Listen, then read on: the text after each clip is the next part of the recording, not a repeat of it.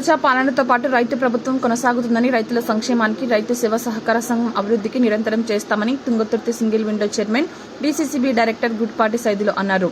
శనివారం మండల కేంద్రంలోని రైతు సేవా సహకార సంఘం కార్యాలయం ఆవరణంలో నిర్వహించిన మహాజన సభ సమావేశంలో పాల్గొని మాట్లాడారు. ముందుగా సొసైటీ సీఈఓ వెంకటేశ్వర్లు లావాదేవీలకు సంబంధించిన లెక్కలను చదివి వినిపించారు. అనంతరం చైర్మన్ ఆధ్వర్యంలో పాలకవర్గం సొసైటీ ఆర్థిక వనరులు, పంట దీర్ఘకాలిక రుణ బకాయిల వసూళ్లు, మంజూరు తదితర అంశాలపై సమావేశంలో చర్చించారు. అనంతరం గుడ్పాటి సైదులు మాట్లాడారు. 9,490 బస్తాలు మనం రైతులకు అందించడం జరిగింది. ఇంకా కావాల్సిన వారికి 596 బస్తాలు ఇప్పుడు మన సొసైటీలో నిల్వ ఉన్నది.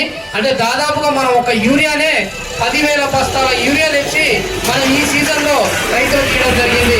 మరి అందించినందుకు మా సొసైటీ సిబ్బందిని, మా పాలకవర్గం తరఫున మేము వారిని అభినందిస్తున్నాం.